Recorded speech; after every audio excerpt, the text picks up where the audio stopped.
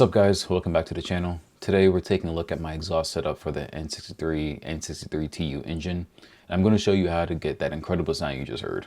Let's get started. First up, let's talk about downpipes.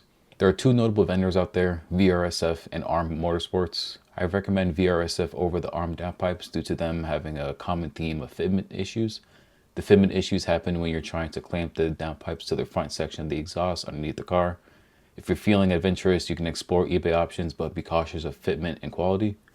The Split Show on YouTube has a very good video on how to install ARM downpipes. Check out the link in the video description to see a detailed installation guide. Moving on, we have the resonators, or some people will refer to these as the front muffler. Removing these and straight piping them will give you a rasp and drone at low RPMs, but really unleash a beast when you hit the gas. I opted to keep them stock for more balanced sound with a deep rumble. Now let's take a look at the mid muffler. Go ahead and swap this out with an X pipe. I went with a non-branded one, just a few pipes welded together. If you're trying to obtain an X pipe, I'd see if your local exhaust shop can create one for you. Mine did, or find one online. The stock exhaust diameter is 2.75 inches, so a 3-inch X pipe should do the trick. Your local exhaust shop should be able to install the X pipe for you. They will most likely weld it to the rest of your exhaust, or create an adapter for a secure fit. You can consider straight piping this for an extra kick, but be mindful of the potentially increased drone. Moving towards the rear, I opted to straight pipe the rear muffler.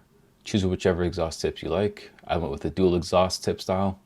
The exhaust tips I use are linked to the video description. They're from Amazon, and they say they're specifically for a Dodge Challenger, but they're fine, they will fit. Alternatively, you can explore a valved exhaust system for the best of both worlds, which is switching between loud and quiet exhaust notes. Quick but important note on vacuum lines: if you straight pipe the rear muffler, you'll lose the active exhaust function.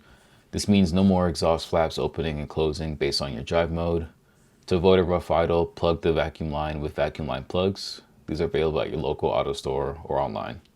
And there you have it, my exhaust setup. Pause the video here and save this image for future reference. I've received plenty of compliments and questions about my setup, so I figured creating this video may help answer some of your questions.